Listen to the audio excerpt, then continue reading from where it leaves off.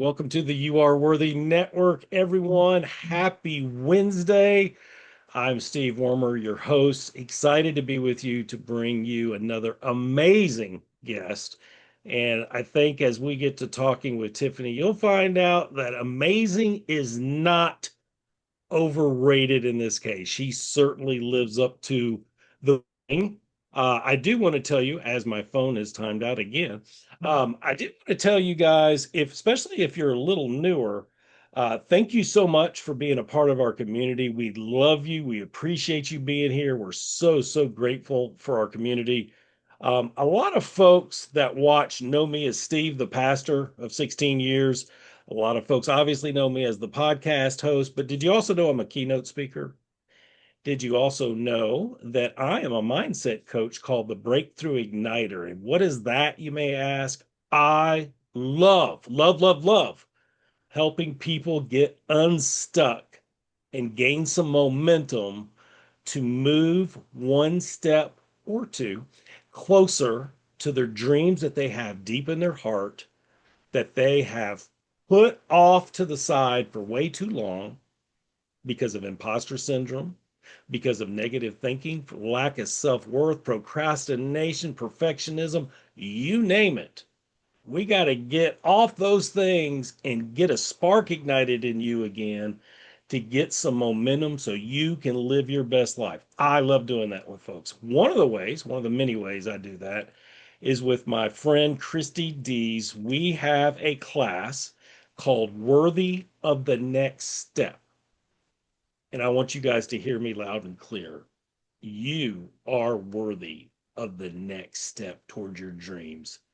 Next one of those classes is a 1 hour master class on Monday. I think it's Monday, August 31st at 4 p.m. Central. Love to have you join us. Anyway, you're like, Steve, enough about that. Let's know more about Tiffaney. I agree. Let me tell you just a little bit about Tiffaney.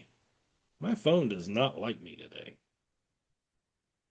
Tiffaney Childers knows what it means to survive the unimaginable. After losing both of her parents to suicide 1 year and 5 days apart, she spent years believing survival was enough until a diagnosis of complex regional pain syndrome forced her to confront the grief she had buried for nearly 2 decades. Today, she is the best selling author of The Rise Back, Reclaiming Life After Suicide, Loss, Pain, and Silence, a keynote speaker, creator of the Rise Up method, and a suicide loss advocate who helps others discover that healing is possible, hope can be found again, and life can become more than something you just survive. Wow. Tiffaney, welcome to the You Are Worthy Network. Thank you so much, Steve. I'm so excited to be here. It is wonderful to have you with us today. And I'm so tempted when I read a eye-catching bio like yours. It's so tempting to just jump right in. But we'll ease into it like I tend to do. Why don't you tell all the fine folks that will eventually watch this, whether today or the next 30 days or beyond on YouTube, and Spotify, tell us where you call home and you do life. I call home Amarillo, Texas. The old Not George, just by morning, yeah, the but old by all George the Strait time. song, Amarillo by Morning. All right. Yeah, Amarillo, Texas, August 12th. It sounds hot. it's very hot. It is 103 here today, and I'm sweating as I'm talking to you. Ooh, wee. I thought it was hot here at Yeah, 98. But yeah, yeah. that's brutal. I think it's hot Uh, everywhere. it is. I mean, it's that time of year, right? It's Yeah, mid-August. yeah.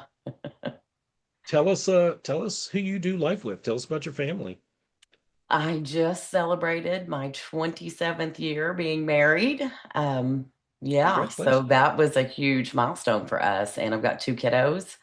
Gosh, they're not kids anymore. They're young adults. My son is 20, well, he'll be 26 next month. And then my daughter's 23.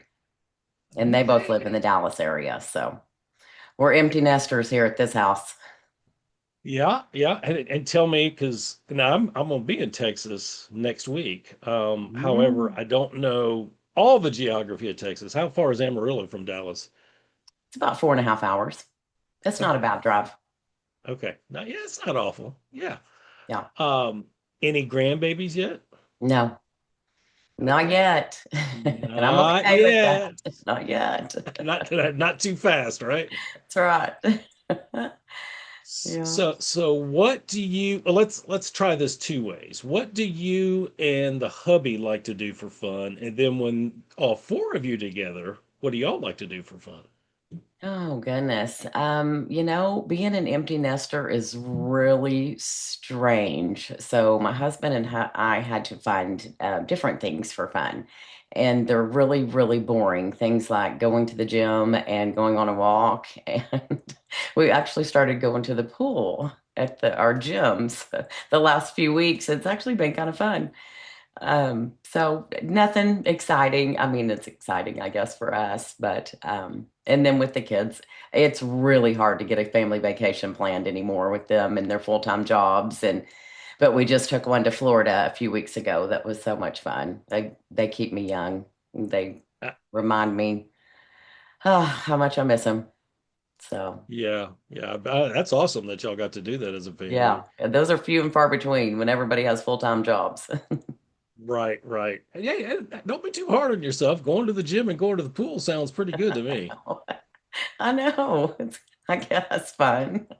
However, on a day like today, I don't know about that pool at the gym. It needs to be an outdoor pool where the Well, water it is. is. It is an Oh, it outdoor is. pool. Yeah, you walk out of the gym and it's right there.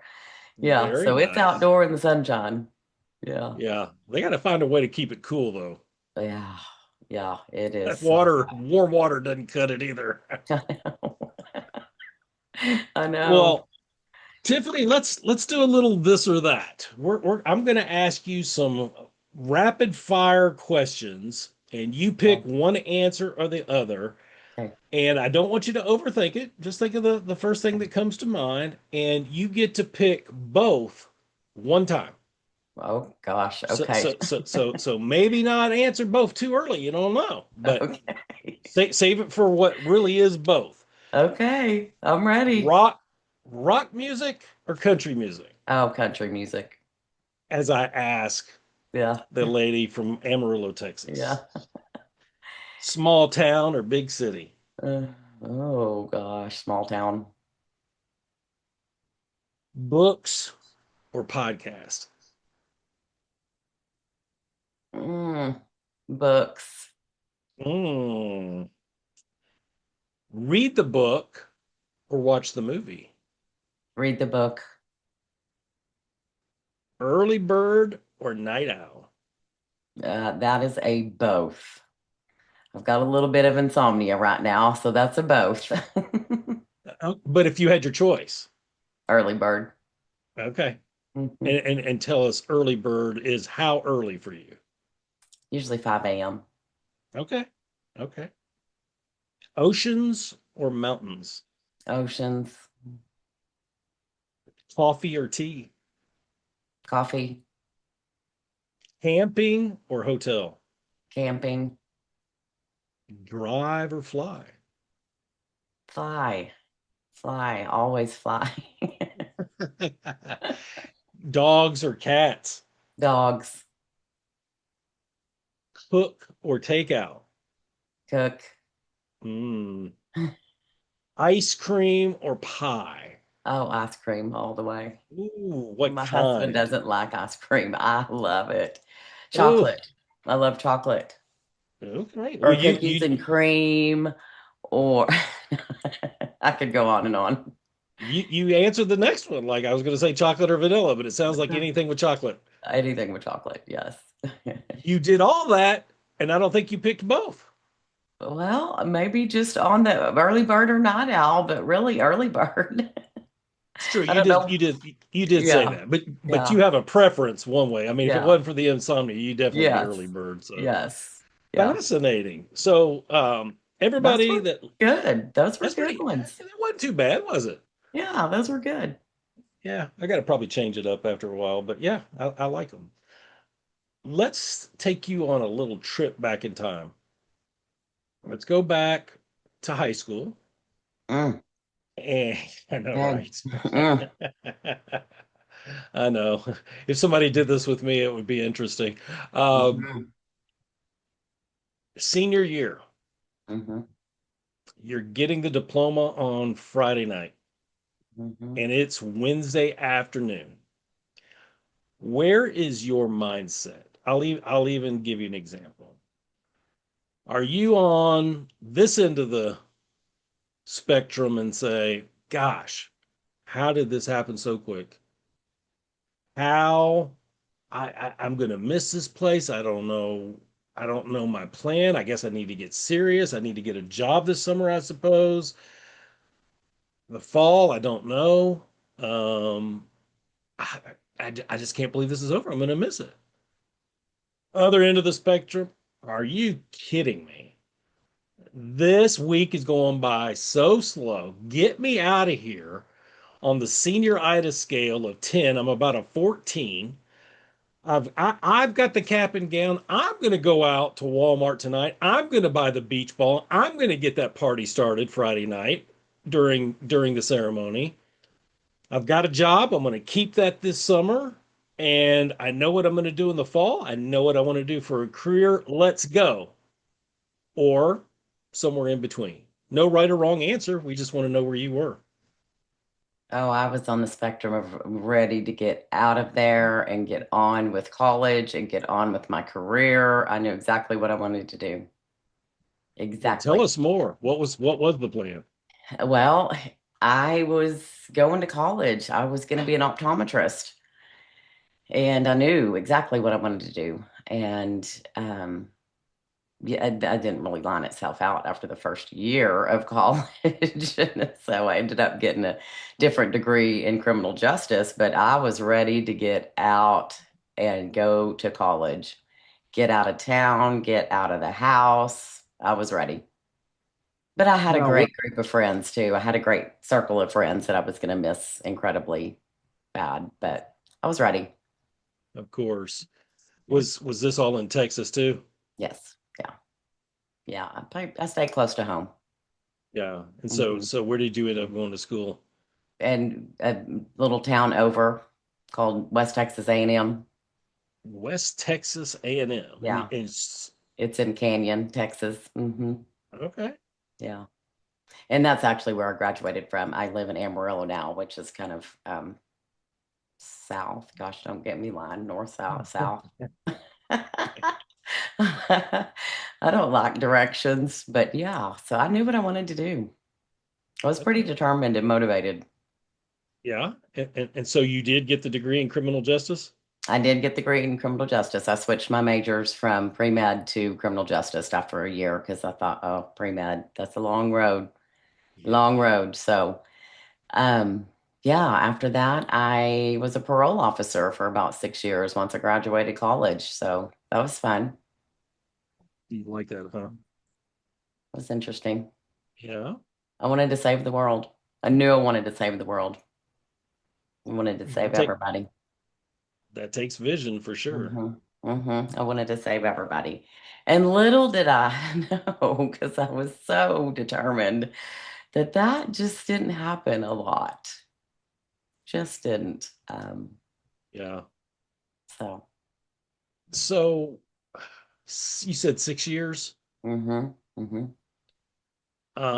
There's somewhere I want to go here in a second, but what did you do? Because I take it 6 years takes you into your late 20s, hmm and then you switch careers. What changed? I got pregnant. Well, I was pregnant with my son whenever I quit.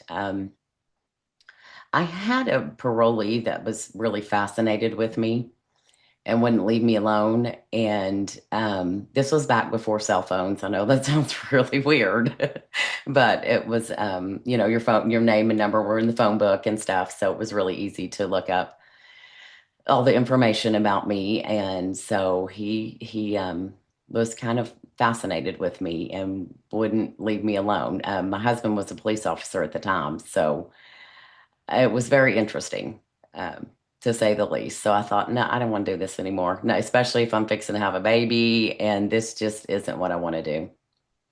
So I quit. So did you stay at home? I stayed home for a couple of years, yeah. And then I got my accounting degree and went into accounting. So total change of the spectrum. And that's what I do Wow. today. My day job is still accounting. Very cool. Yeah. So I'm trying to do a little math here. See, Mhm. I should not be an accountant. Um, I'm actually very good with numbers in an elementary sense, but when we start getting into that advanced math, nope, I get lost. Um, it sounds like you had not been home long or an accountant long. Tell us about 2007-ish, hmm about the hmm event that changed your life forever. hmm Yes. So, 19 years ago, gosh, yeah, 19 years ago is when I lost my mom to suicide. Mm. And I had had two kids by then, so I was in my early 30s. And so, gosh, now you're gonna make me do math. My son was 5 and my daughter was 3. So, they were young, they were little, and my mom took her life. And then 1 year and 5 days later, my dad also took his life. And those two traumatic events absolutely changed the trajectory of my life. Little did I know. So, Wow. I can't fathom. mhm, Um, and even though I've spoke with you before, even just now, you talking about it, it's triggered a thought in me and an emotion in me, which I'll get to in a minute. Um, I mean, you had to be an absolute, let's take it one at a time. I mean, you had to be in absolute shock mhm, about your mom. Did you see that mhm. coming? I write in my book that people always ask me if there were signs, and yeah, there were billboards. There were billboards, but when you're standing in the middle of a hurricane, you don't judge how hard the wind's blowing, you just try to hang on. Mm. She had gone through a lot. She had multiple sclerosis and had eventually been confined to a wheelchair. It got really bad. She was given an arsenal of medications and pain meds and Xanax and, all the things back when they were coming out, hydrocodone, oxy. The opioid epidemic had just started. It wasn't even an epidemic, but they had just, kind of came on the market and nobody knew how addicting they were. And so she was just on a arsenal of medication and you could kind of just see her slowly drifting away, but nothing prepares you for that. I mean, we knew she'd had some depression and some, illnesses and stuff, but nothing prepares you for that morning when I got the phone call from my stepdad. And my parents weren't married at the time. They hadn't been married since, gosh, I think they got divorced when I was 2 or 3. So this was two totally separate things. Although, they still knew each other and talked. But it was two separate incidents. They weren't married. And So and yeah, then how far away was she from, like, geographically? Was she close by? yeah, she was just right down the road. She lived right down the street from me, probably 6 blocks. And so I took care of her. She was in a wheelchair, and so I took care of her. And so by the time that she had gotten really bad, they had put her on these methadone patches. I don't know if you've ever heard of those, but they're basically a synthetic form of heroin. They're given to people with extreme pain, like in the military, who have been, through extreme circumstances and are in incredible pain. And so the doctors had put her on that. And so there were patches, and I wouldn't even touch them with my own fingers because I didn't want it to seep through my skin. So I would go and I would change her patches. And one day I went over there and she had 3 of them on. And I'm like, what? what are you doing? You're not supposed to have three of Mm. these on. Like, no. And so, I mean, it would eat through her skin. That's how powerful these Mm. things were. So Oh, very, very close to her. I went over there every day and checked on her and, changed her patches, got her ready, got her, up for the day, ready for the day. And if she was married to my stepdad, but he had already gone to work. And we also had a caretaker that would come and help like during the day, do things for her and make meals and stuff like that. So um, yeah, I always be aware of what you're putting in your mouth. I'm a huge advocate for that as far as pills go. Because, like I said, that was back when everything was so new. We didn't have the internet. I didn't know what these pills were. I just knew that the doctor had prescribed it to her, and okay, sure, take it. I didn't know anything was wrong.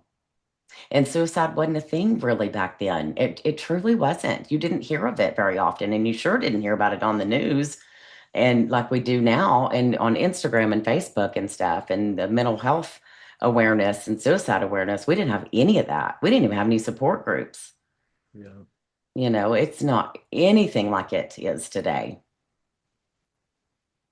So then fast forward a year and 5 days later, my dad had watched my son for the day. My babysitter had called in sick. And so he watched my son. My daughter had gone to daycare, but he watched my son and I went and picked him up and we were going to a friend's her son's birthday party and I got a phone call. We were at the birthday party that there was lots of cop cars in front of my dad's home from a friend who lived down the street, small town. And so my sister and I hopped in the car and went over there. And when we pulled up, I knew something bad had happened. I didn't know what, but I just knew something bad. And the police wouldn't let us go in. And so his was self-inflicted gunshot wound, which was utterly shocking, absolutely shocking. So, I mean, it's and the simple fact that I just picked my son up from him not an hour and a half before. So it was just shocking. I mean, there's no words to even describe it. Even telling you the story now, like the hairs on my arms are standing up, it just takes me back to that day. I mean, how do you navigate that? I mean, you never get over losing a parent, I would imagine, Yeah. especially in Yeah. that way. Your Yeah. mom's only, I was thinking the number 370. It's only Mhm. 370 or 369 days, I guess. 70, yeah, math. There we go Yeah. with math again. Yeah. Um, Yeah. I mean, Yeah. I I mean, I wasn't can't. even over one because I'm still just reeling from my Yeah, mom's to even fathom what had happened with my dad. My mom had left us all, me and my brother and sister, notes. She left us, notes, suicide notes. And we hadn't even got those out of evidence yet, because they kept them because a lot of times, and like a suicide will mimic a murder. I mean, until the police officers get in there and do their jobs and, figure out what's happened, they consider, nobody touch anything. We're taking everything in as evidence. So they were still in evidence. We didn't even know why she did this. And then, of course, this happens. And my sister and I talk about it all the time. We can't believe that we're actually like normal people, you know? It was tragic. It was very tragic. did he leave a note? No, no, his was spur of the moment. His was Gosh. spur of the moment, I believe. And how old was your son? Five, 6? six, yeah, Yeah. 6. Yeah. Oh, and that's what I wanted to Yeah. ask you that I hadn't thought of before. Obviously, we're discussing how you felt about it hmm and your siblings, but hmm your My your kids. kids Yeah. had Yeah. relationships with them. Yeah. And I talk about this in my book too, about how to talk to kids about what has happened when a suicide has occurred to a family member and words to use and how, because we did not talk about it. I feel so bad for my kids now, but we were under the impression if we just don't say the word, the S word, then they'll never know. Well, the older they got, they knew. I have no idea how, but they knew. I don't know if my husband and I were having a private conversation about it, but the older they got, they knew. And my son asked me, he was about 15 years old. He said, Mom, what happened to Papa? And I was just like, oh, we don't talk about that. Even then, the silence was so present. And Mm, that was back when Robin Williams took his life, and he had seen something on TV and about Robin Williams. And so he connected the two. And I still don't know how. And I still really haven't talked to him about how. But we talked about it then. Finally, we talked about it. And um, I was just under the impression that I didn't want my kids to think that that was an acceptable way to handle things.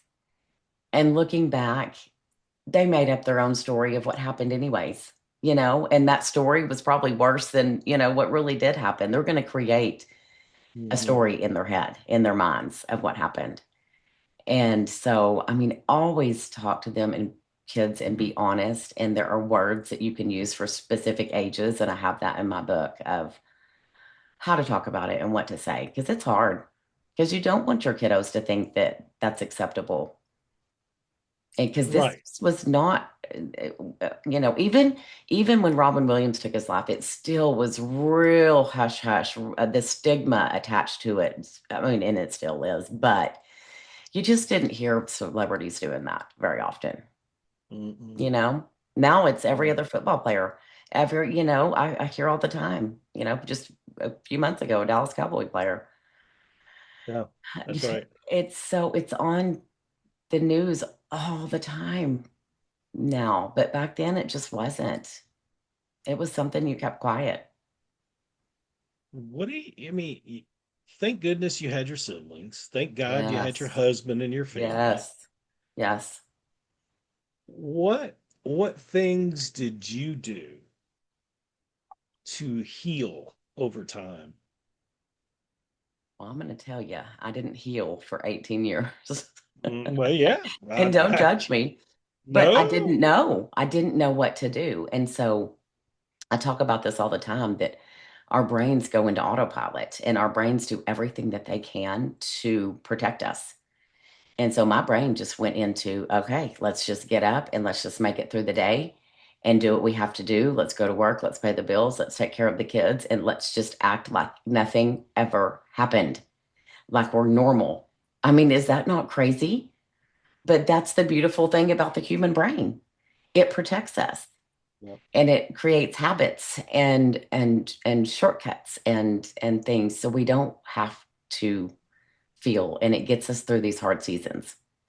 And so I finally, about 2 years ago, thought, okay, am I still living under these habits that I created during the worst season of my life? And am I still making decisions based on that? And is this the life that I want to continue living? Is this the life that I'm trying to build? I mean, it was just a crazy, like, epiphany. Um, and then just a little bit to talk about my complex regional pain syndrome. That is also where that comes from shoving down grief for so long and never dealing with it. And my brain stuck in this loop of constant pain. My brain just kept telling my body I had pain. And I couldn't get out of the loop. And then you go even crazier, like, okay, what do I do? How do I calm down? What do I do with my nervous system? Because I'd never heard of nervous system regulation. What was that? I live in chaos for 18 years, in my brain. So, but a routine hip surgery was what brought on that complex regional pain syndrome. And I still have pain today, but I've learned to manage it. But that's kind of what kickstarted me into, okay, it's time to heal. It's time to put all this behind me and heal. Would it be fair to say it was almost like the Lord saying, I'm going to make you slow down and deal with this finally? Yes. Yes, I say that all the time.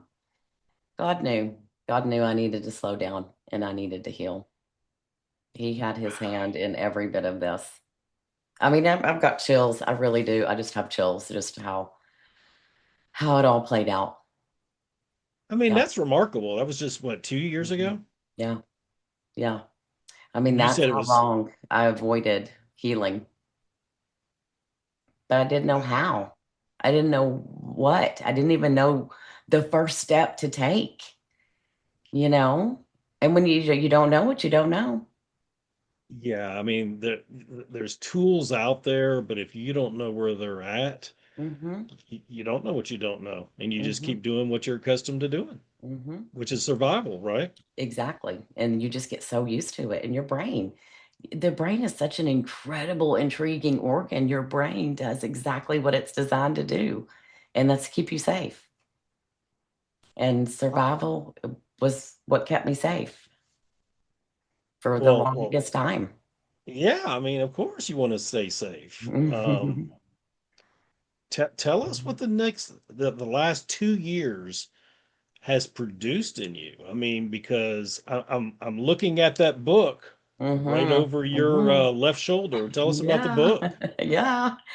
Go ahead and grab So, a. Can you grab a copy? yeah. Yeah, Oh. let us see the book. Mhm. The And Rise Back. yeah, That's let's do awesome. that. How Yeah. recent was that?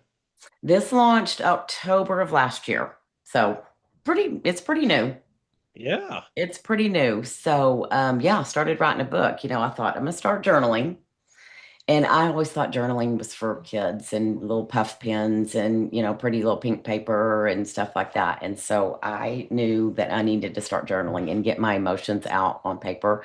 And there's something incredibly awesome about going from your brain through your hand into writing and getting everything out of my body onto paper. And I journaled a whole book, I guess you could say. And this wasn't in the plan, trust me. I didn't ever expect I was going to be an author, but I didn't expect pain to be the majority of my story and my life either. So, Wow. So the book, would it be fair to say it's part your story and part the Rise Up framework, right? the So rise up tell us method. about, can you tell us a little bit about it? Yes, I can. So, the I'll just run through it real quick. The R is reach out before you shut down, and that's what I had to do. I was gonna had to reach out because community will be your lifeline.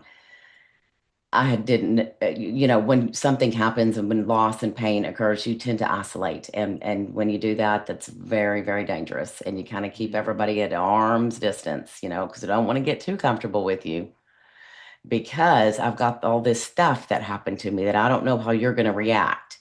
So the I is ink it out. That's journaling. The S is sit with it, which all of us avoid. We don't want to sit with our emotions. Those are awful. That's horrible. Anyways, the E is embrace who you are now because you're not going to be the same person. And then the U is unlearn the lies because, man, our brains are really good at telling us some big time lies. And then the P is protect your peace. And that meant changing everything about my surroundings and protecting my peace. So I know it's a few steps, but that's kind of what brought me to where I am today. That's awesome. Thank you. I, I'm I'm curious to what kind of feedback and reviews you're getting, because I bet you're getting quite a bit of Yeah. five-star reviews with that. Yeah.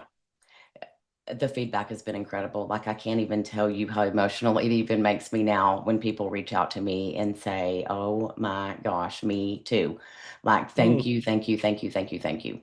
Because as a suicide loss survivor, we're kind of just like stuck over here in this little bitty, just this little bitty circle, that tragedy kind of casts a shadow on all of our lives that are survivors. So we're kind of just in our own little group here. So but even if you haven't lost someone to suicide, it also is about grief. I lost my brother in 2019 to pancreatic cancer. I mean, that was a whole another Mm. chapter of grief. It's just really anything that you feel that's so stuck in your grief, you don't know where to go next.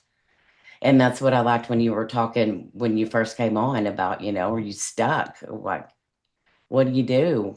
I love that you help people out of that because I sure didn't know what to do. I didn't know where to turn. I didn't have any of these avenues that I have now, And I had gone to therapy so many times, trust me, so many times.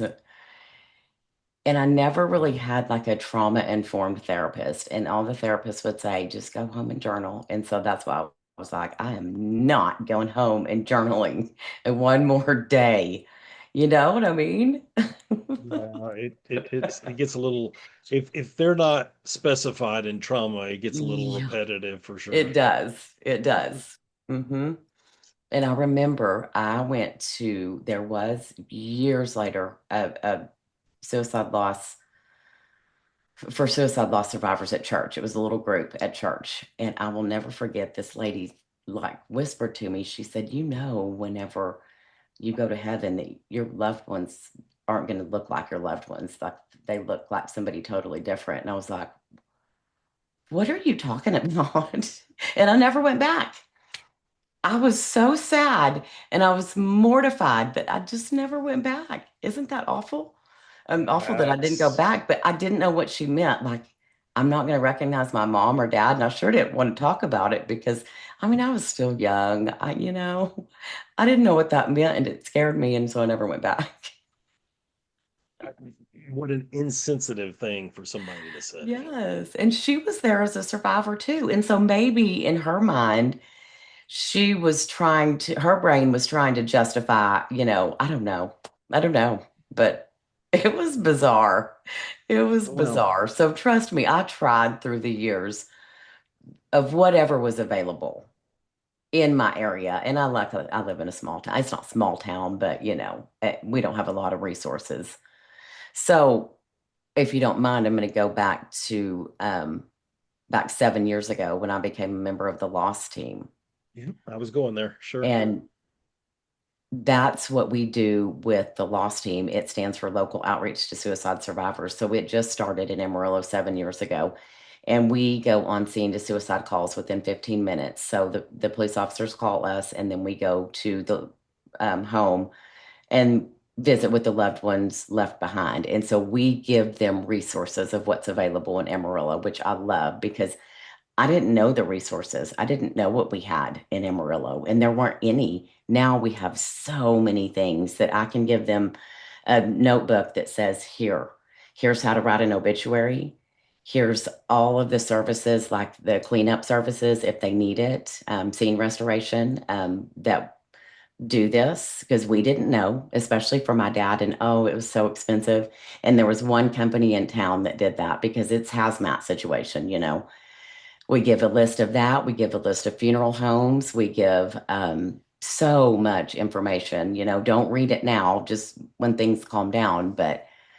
And it's basically just the ministry of presence. We don't go in there and trauma dump and say, look at me, look at what I've been through. And I know this just happened. But it's just the ministry of presence.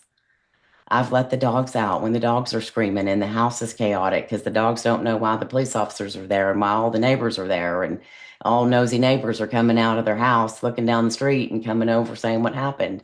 So, kind of to help things stay smooth so the police officers can do their job. So, we're kind of the liaison between the family, the loved ones left behind, and the police officers because it gets kind of chaotic.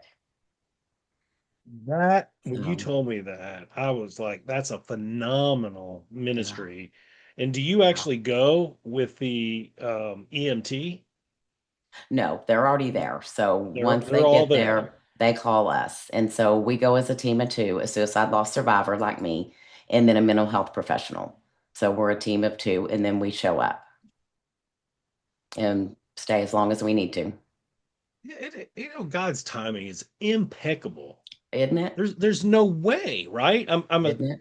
I'm setting myself up here by assuming, but I imagine there's Mhm. no way you could have done that more than 2 years ago. Oh, yeah. Yeah. Well, I mean, I did this starting 7 years ago. Yeah. So, I mean, I was still healing.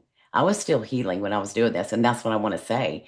I was still not even healed myself, which goes to show one of the big things I always say is serve in your community. Even if you're not healed, you can still go show somebody you're not alone.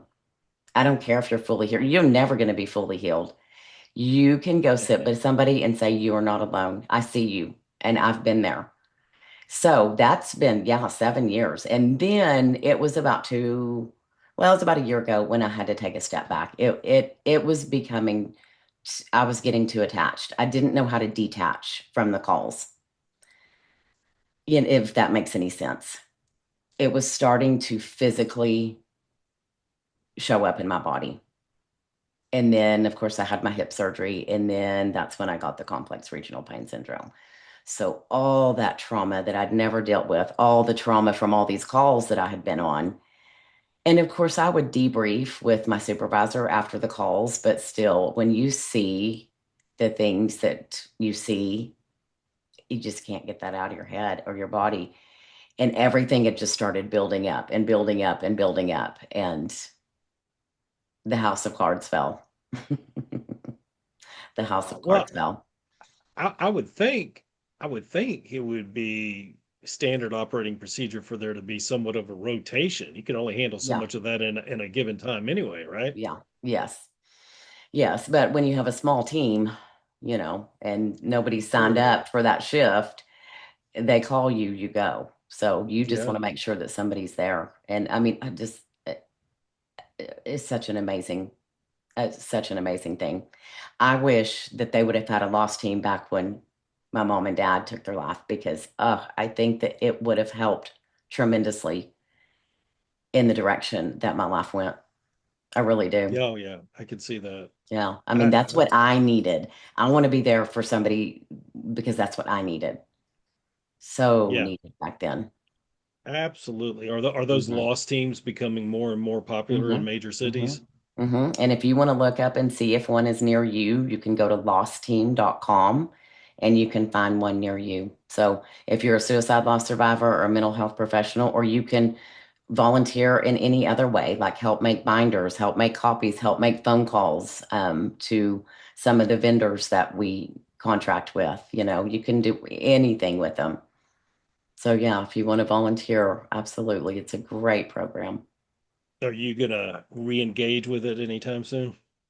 I don't think I am just because I'm taking my advocacy somewhere else and with helping suicide loss survivors around the world. And it's not that raw grief.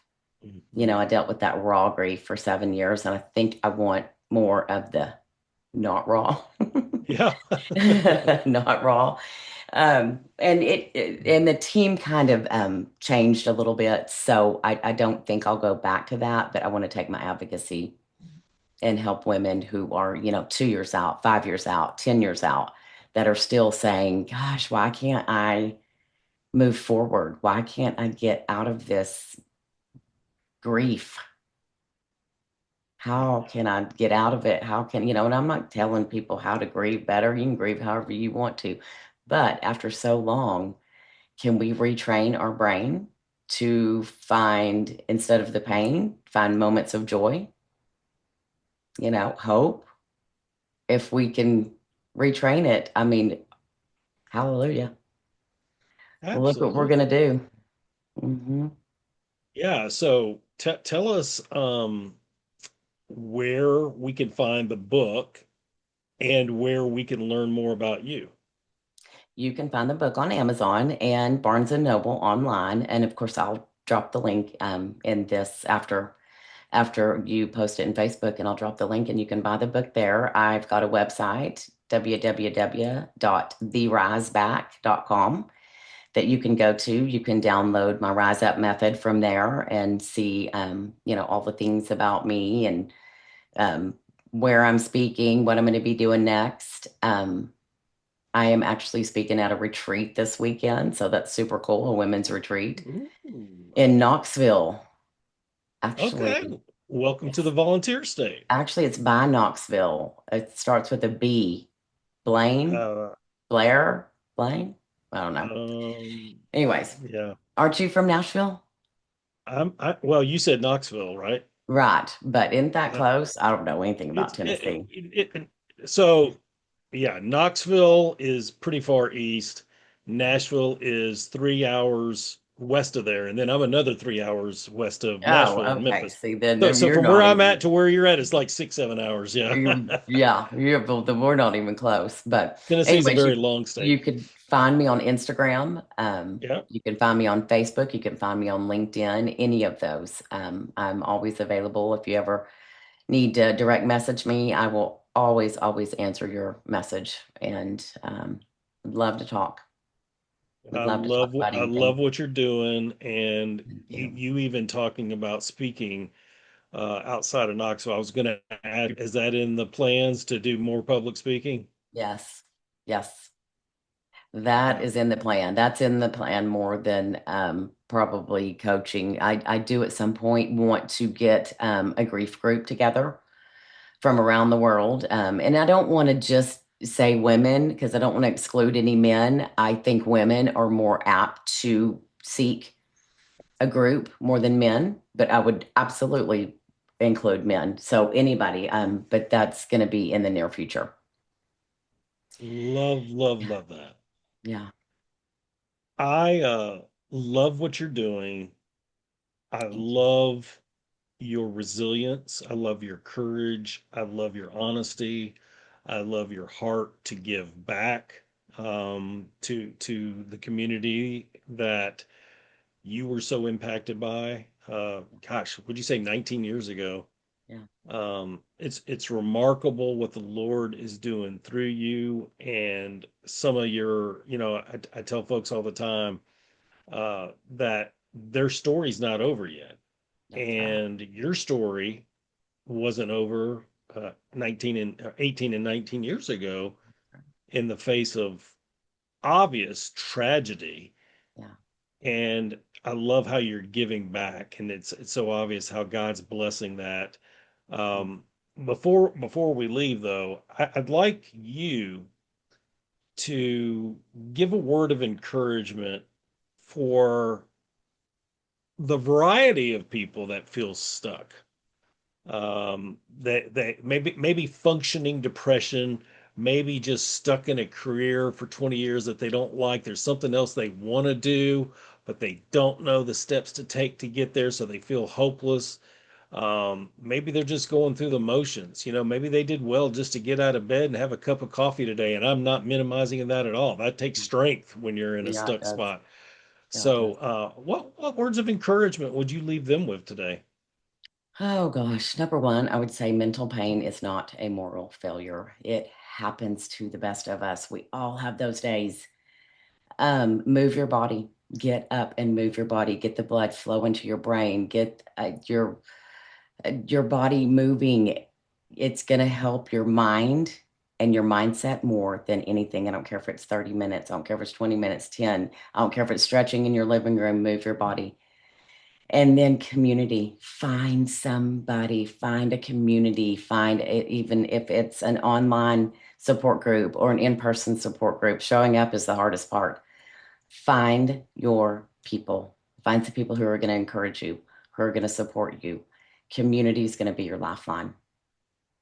So I think that's probably what I would tell people, the first steps.